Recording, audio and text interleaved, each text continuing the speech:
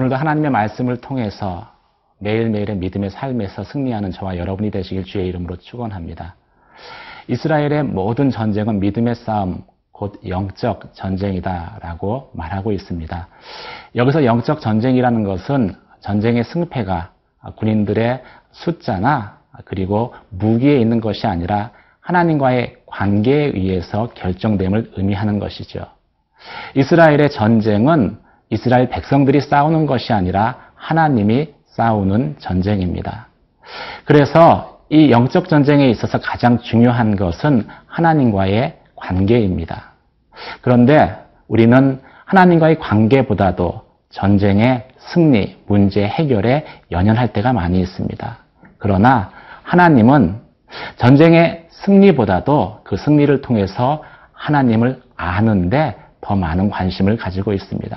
오늘 하나님은 아합에게 승리를 약속하시면서 그것을 통해서 하나님을 알기를 원한다라고 말씀하고 계십니다.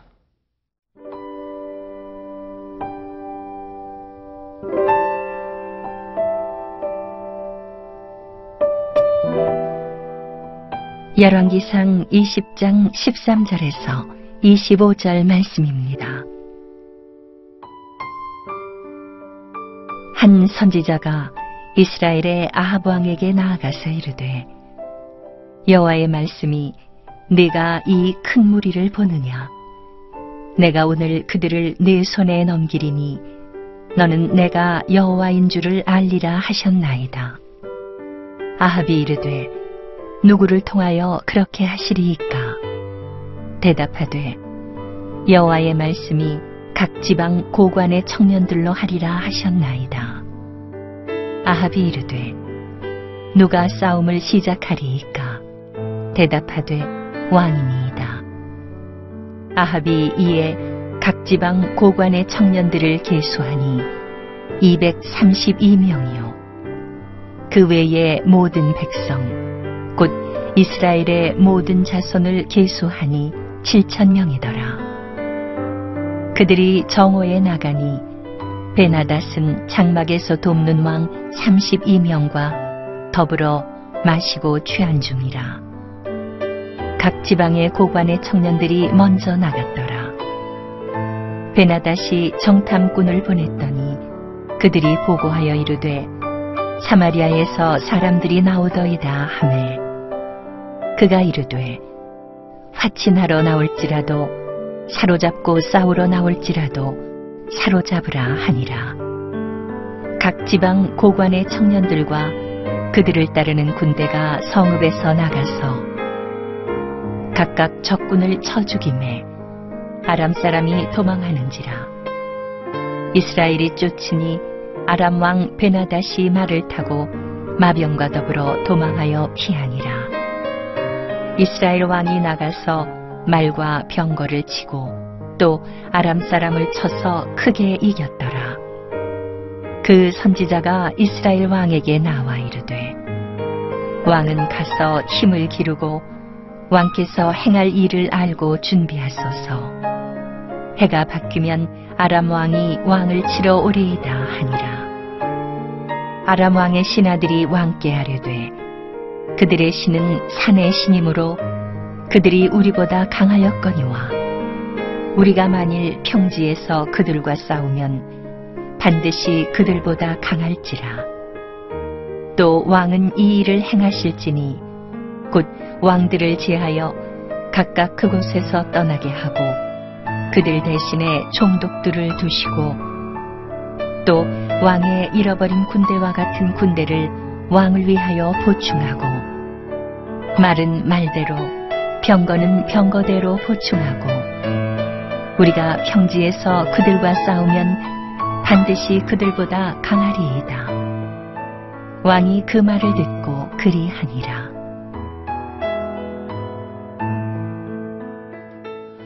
아람 왕 베나닷이 사마리아 성을 공격할 준비가 끝났을 때 갑자기 한 선지자가 아합 왕을 찾아왔습니다. 13절 말씀입니다. 한 선지자가 이스라엘 아합 왕에게 나와서 이르되 여호와의 말씀이 내가 이 큰 무리를 보느냐 내가 오늘 그들을 내 손에 넘기리니 너는 내가 여호와인 줄 알리라 하셨나이다.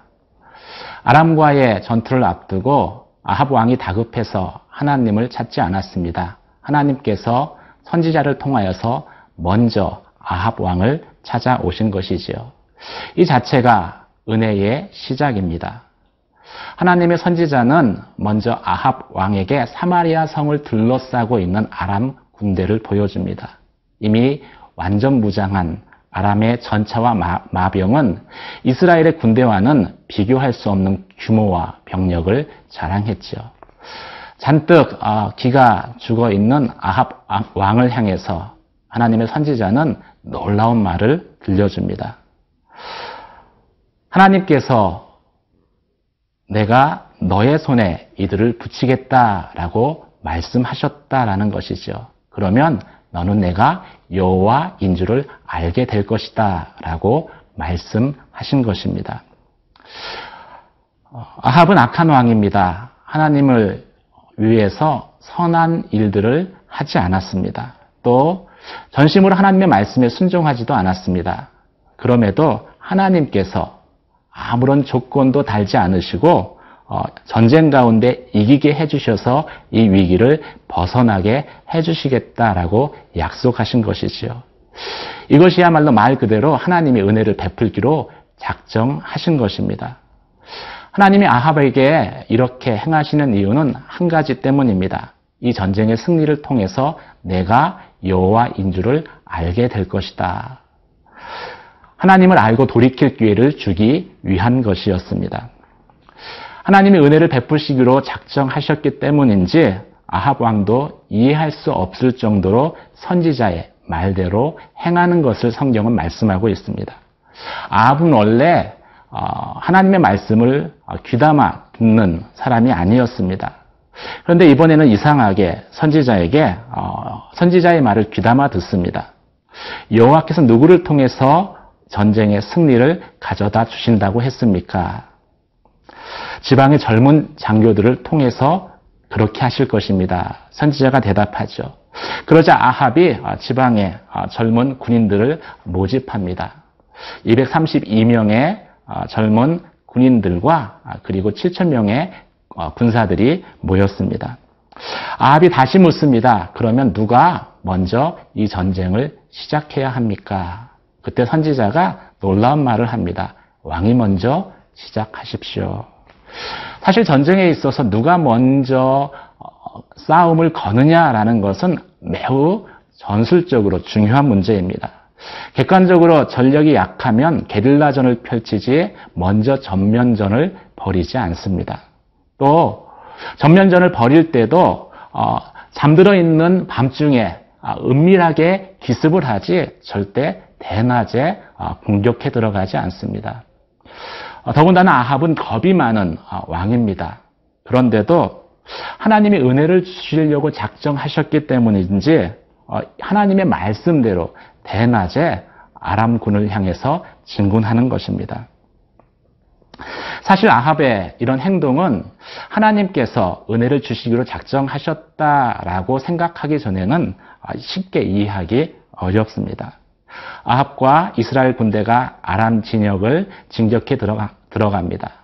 아람 베나닷이 그것을 보고 이렇게 말했습니다. 18절에 만약 저들이 화평하러 오는 것이어도 사로잡고 저들이 전쟁하러 오는 것이어도 사로잡아라. 이 말은 아람군을 향해서 진격해오는 이스라엘 백성이 전쟁을 하러 오는 것 같지 않게 보였다라는 의미입니다. 그 규모가 너무나 작았기 때문이죠. 그런데 이 작은 이스라엘 군대가 아람군을 순식간에 패배시켜 버립니다. 전쟁의 경험도 없는 지방의 관리들과 그리고 젊은 장교들을 이끌고 아람의 대군대를 물리친 것이지요. 누가 하신 것입니까? 하나님이 그렇게 하셨습니다.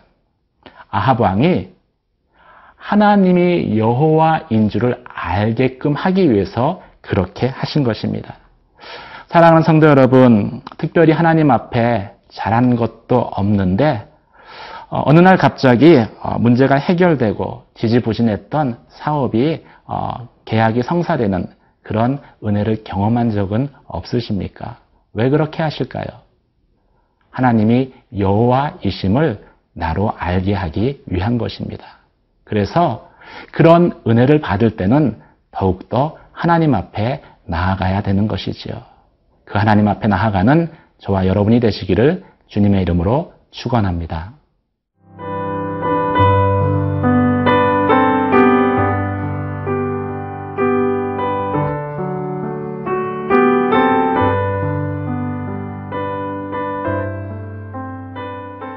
아합은 이길 수 없는 전쟁에서 승리했습니다. 이것은 아합이 여호와를 알게끔 하기 위해서 하나님이 베푸신 은혜였죠. 그런데 전쟁이 끝나자마자 아합은 하나님을 알려고도 또 하나님께 돌아가지도 않습니다. 22절 말씀입니다.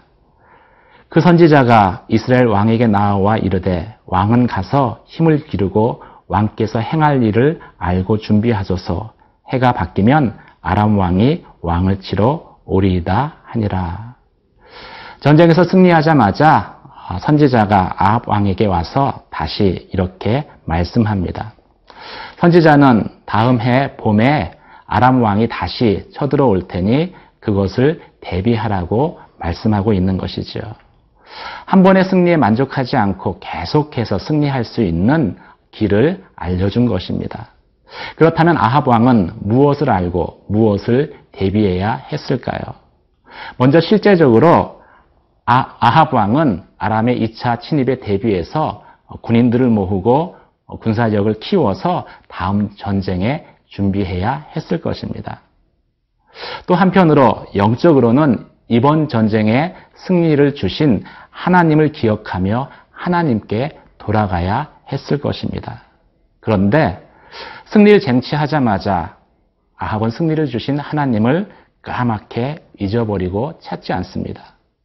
성경의 어느 구절에서도 아합이 선지자의 말대로 행했다라고 언급한 것을 발견할 수 없기 때문입니다. 우리의 삶에 이런 하나님의 은혜를 경험할 때가 있습니다. 골치 아픈 문제가 해결되고 그리고 기도가 응답될 때가 있습니다. 그런데 그때 우리는 문제의 해결에 너무 도취된 나머지, 승리에 너무 도취된 나머지 그 승리를 주신 하나님을 까맣게 잊어버리지는 않습니까?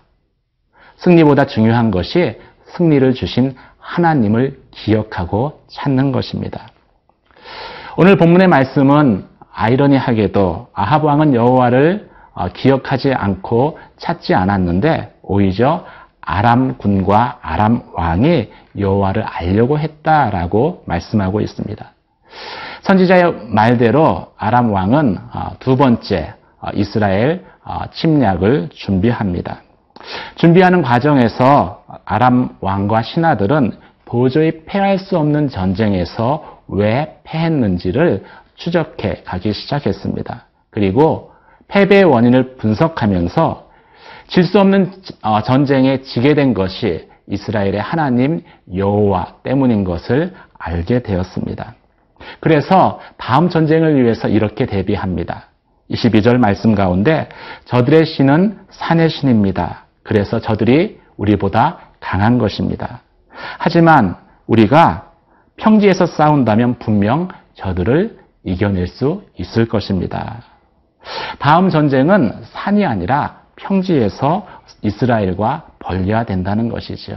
그래야지 산의 신인 여호와께서 개입할 수 없어서 우리가 전쟁에 이기게 될 것이다 라고 생각하는 것입니다. 비록 아람 군이나 아람 왕이 알고 있는 하나님에 대한 지식은 잘못된 지식이었습니다. 하지만 이방 사람인 아람 군과 아람 왕도 전쟁의 실패를 통해서 여호와를 알려고 했는데 은혜로 전쟁에 이긴 아합이 하나님을 찾지도 하나님을 알려고도 하지 않았다는 것은 저희에게 무엇을 의미할까요? 사랑하는 성도 여러분, 여러분의 우선순위는 무엇입니까? 전쟁의 승리, 문제의 해결입니까? 아니면 하나님을 아는 데 있습니까? 우리의 삶에 한두 번 하나님의 은혜로 문제가 해결되고 승리를 경험할 수 있습니다. 하지만 그것이 하나님을 아는 지식과 연결되지 않으면 그 승리는 지속될 수 없다고 성경은 말씀하고 있습니다. 하나님을 힘써 아는 저와 여러분이 되시기를 주님의 이름으로 축원합니다. 기도하시겠습니다. 하나님, 아합처럼 나의 삶의 위기 가운데에서 하나님의 은혜와 승리를 경험케 하여 주심을 기억합니다. 그래서 문제가 해결되고 하나님의 놀라운 은혜를 고백했습니다. 그런데 아합처럼 문제가 해결되는 그 순간 하나님께 나아가지 않고 모든 은혜를 잊어버리지는 않았는지요. 만약 그랬다면 저희의 죄를 용서하여 주시고 승리보다도 승리를 주신 하나님을 알아가는 것을 저희의 삶의 우선순위로 삼게 하여 주시옵소서. 예수님 이름으로 기도드립니다. 아멘.